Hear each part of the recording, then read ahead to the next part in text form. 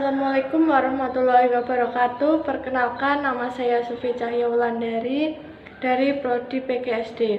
Di sini saya akan menjelaskan tentang tema 2 kelas 4, yaitu tentang udara dan kesehatan, yang terdiri dari 3 subtema. Yang pertama, cara tubuh mengelola udara bersih. Lalu yang kedua, pentingnya udara bersih bagi kesehatan. Lalu yang ketiga, memelihara kesehatan organ pernafasan. Yang pertama yaitu cara tubuh mengelola udara bersih, yaitu tentang organ pernafasan dan fungsinya pada hewan dan manusia, serta cara memelihara organ pernafasan dan model sederhana organ pernafasan manusia. Yang pertama yaitu tentang organ pernafasan pada hewan. Yang pertama yaitu tentang pada burung. Burung bernafas menggunakan paru-paru. Burung mempunyai alat pernafasan yaitu pundi-pundi yang berfungsi menyimpan udara pada waktu terbang. Organ pernafasan burung yaitu hidung, tenggorokan, pundi-pundi. Yang kedua yaitu pada reptil. Udara masuk melalui hidung, kemudian masuk ke batang tenggorokan, lalu ke paru-paru. Lalu yang ketiga yaitu pada ambigu. Berudu bernafas menggunakan insang, katak dewasa bernafas menggunakan paru-paru dan kulit. Lalu yang keempat yaitu ikan. Ikan bernafas menggunakan insang yang berjumlah 4 pasang. Lalu yang kelima yaitu serangga. Serangga bernafas menggunakan trakea dan stigma. Stigma adalah tempat masuk keluar udara. Lalu yang keenam yaitu cacing. Cacing bernafas melalui permukaan kulit tubuhnya yang basah. Lalu kemudian yang ketujuh yaitu mamalia. Mamalia bernafas menggunakan paru. Lalu yang kedua yaitu organ pernafasan pada manusia. Di sini saya membuatkan gambar sistem pernafasan manusia. Yang pertama yaitu hidung dan rongga hidung. Berfungsi sebagai tempat masuk udara dan menyaring udara yang cukup. Lalu yang kedua yaitu tenggorokan. Berfungsi sebagai jalur terusan setelah udara masuk melalui hidung.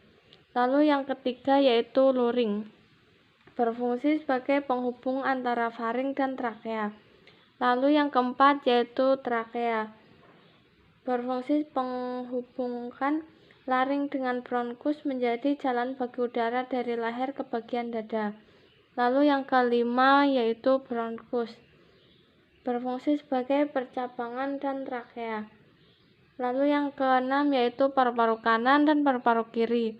Berfungsi sebagai tempat pertukaran oksigen dan karbon dioksida. Ada juga yaitu cara-cara memelihara organ pernafasan pada manusia. Yang pertama yaitu menjaga kesehatan organ pernafasan, menghindari zat-zat yang dapat merusak organ pernafasan. Caranya yaitu menghindari rokok atau tidak merokok, menggunakan masker saat berpergian. Lalu yang kedua yaitu merawat pernafasan.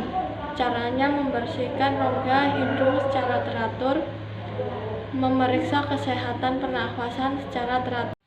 Ini adalah model paru-paru. Cara penggunaannya yaitu botol ini sebagai tubuh manusia, sedotan sebagai batang tenggorokan, balon yang ada di dalam ini sebagai paru-paru. Ketika balon pada alas botol ditarik ke bawah, balon pada paru-paru ini akan mengembang. Hal ini seperti apabila kita bernafas dengan mengembangkan perut, diikuti masuknya udara ke dalam paru-paru. Selain bisa digunakan dengan cara menekan dan memencet, yang akan diikuti yaitu mengempes balon paru-paru. Ini dianalogikan sebagai penyempitnya tulang rusuk ketika kita bernafas dan diikuti keluarnya udara pada paru-paru. Kedua yaitu pentingnya udara bersih bagi kesehatan, yaitu tentang gejala penyakit asma. Asma muncul ketika saluran pernafasan meradang, kemudian membengkak dan menyempit. Gejala penyakit asma ini dapat berupa sesak napas. Sesak napas adalah gejala yang adanya masalah pada sistem pernafasan. Lalu ada juga batuk-batuk yang jadi penyebab ciri-ciri penyakit asma, yaitu muncul karena saluran udara bronkus membengkak dan menyempit sehingga paru-paru tidak mendapat cukup oksigen. Lalu ada juga yaitu mengi. Mengi itu adalah suara seperti siulan lirih atau bunyi ngik-ngik yang terdengar setiap kali bernafas. Dada terasa sesak.